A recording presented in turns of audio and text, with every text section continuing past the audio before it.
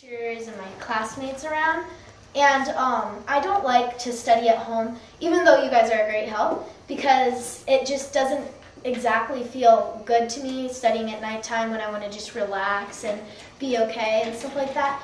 And I like studying at school more because I have more supplies here and like I know what to do here, and I have a better resource because you guys are like kind of, you're great help, but you don't really know all the stuff that we're learning sometimes.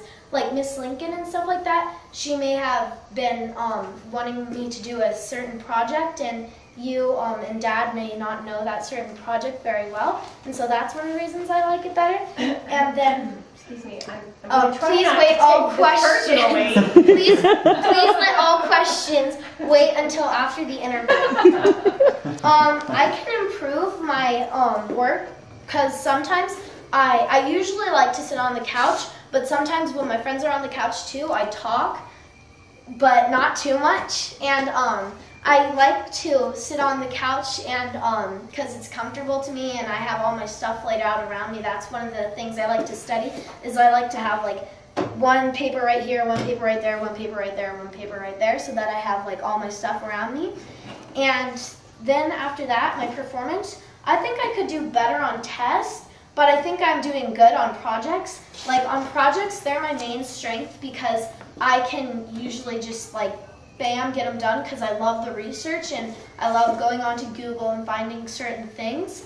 And my like performance has been good this year. Like my behavior, I don't usually goof off and stuff like that. I talk a lot, but usually not out of turn. Like I don't usually like say anything bad in front of anyone or like start any rumors and stuff like that. I've also I like projects because I'm really creative with them, and you sometimes obviously like help me. Like on my book report, it was going to be just a plain old book report, but then after that you kind of got me in the mood, so I made a front cover and laminated it and made it all pretty and stuff like that. And so that's one of the things I'm glad I like doing projects at home too, and because I get really creative with them. And usually my projects aren't very creative when I'm not like in a good mood or I don't like them and stuff like that. But when I like them, I make them really nice and fancy. My weakness is reading because I just don't like reading. It's not really fun to me.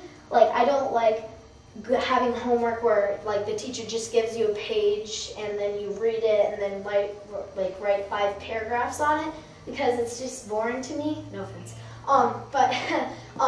Like I like this school because they don't usually do that, and you have more like time to learn and through projects instead of through like reading a paper and writing 5 paragraphs on it.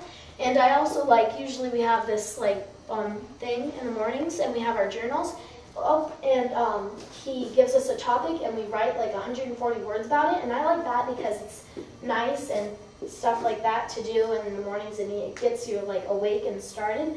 And yeah, my weakness was reading because I also I just don't like to read books when they're not fun to me, like old English books, 1800 books. I don't really do that, you know. I'm not really in the mood for those types of books because I can't really understand the words. But like if it's like a Cirque du Freak book or the Because of Winn-Dixie book, the ones that I can actually kind of concept to and stuff like that, like it has to be actually a reality book. Like Cirque du Freak, it could have happened. It's hard to believe, but it could have happened. And so that's an easy book. Like sometimes I read harder books. Like I read this 3 Stones book, and it was really hard for me to read because like it had too much fairy tale going on it. And so that's basically my weakness, is reading. But I think I've improved a lot this year. And yeah, I am proud of my grades on my book report because I think I worked hard on them, and I can improve my tests also because sometimes I get nervous on them and sometimes I forget to study or don't want to study on them. And so I think I can improve my tests a lot. And then for Miss Lincoln's class, I've done really good in my PODs because it's called the Problem of the Day PODs. Oh, okay. And I've done pretty good at those because I'm good at figuring out the problems that they ask us. and I pay strong attention to them a lot. Like I think about them and really use my brain. And I'm good at solving the problems because I usually I'm not the first to finish, but I'm like in between the middle. And so I can kind of relate to the problems, and I can, like, people coming around trying to help you and stuff like that, it helps me. That's one of the better resources and study habits. And then my weakness in there is tests like humanities. I just got ripped a little when I was taking it off the board. But this is my my own land project. It has the peanut island, and I chose to do it on peanuts because I thought it was a cool shape for an island. And this is my math legend on the sign. It has all the symbols and then what it's called.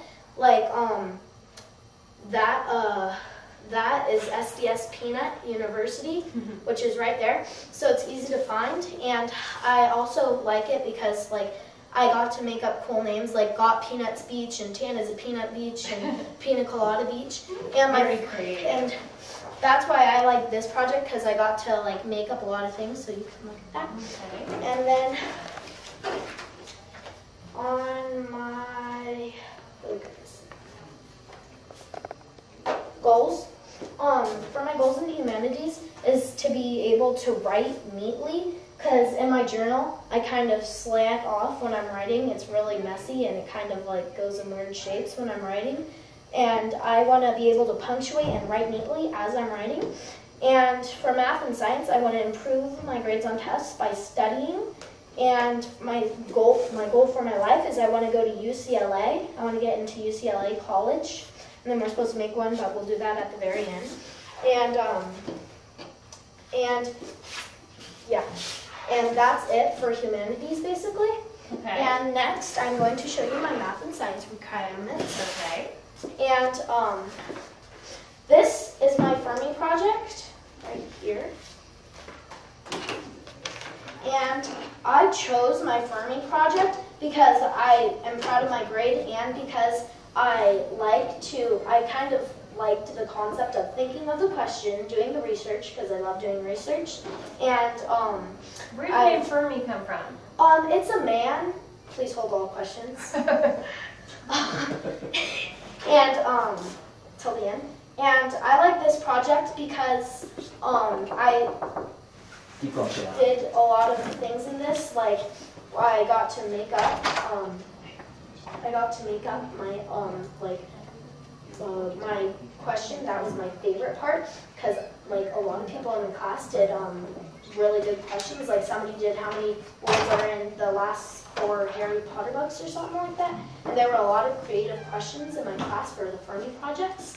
And then and here and I like the concept of the Fermi projects, or the Fermi problems, because you find like questions that would be like impossible to find, but you break it down into steps and you find the answer. Like, and this is mine, and I got a 50 out of 50 on my grade, so 100%. And then I had how many kids stacked on top of each other does it take to reach the moon?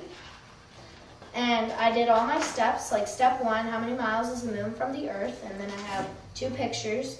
And then how tall is the average kid? 2 pictures probably for like he needs to grow. And then I did all the multiplication. I made it easy to see right up there. And then I did all the stuff out there. And then this is my division that I did. All my division and stuff like that. I showed it right there and right there again, and I drew the cool backgrounds so that everybody could see. And then for my final answer, I made it look like curtains, like a stage, and I made a rocket ship, like to the moon, you know. And it takes 264 million kids to reach the moon, and then I have ding, ding, ding, correct, and then moon, kids, earth. And my other project that we had to do, but you only had to write it out on one, like a book, was how many times does a tire have to rotate to get from San Diego to LA? And I did those. And that's it for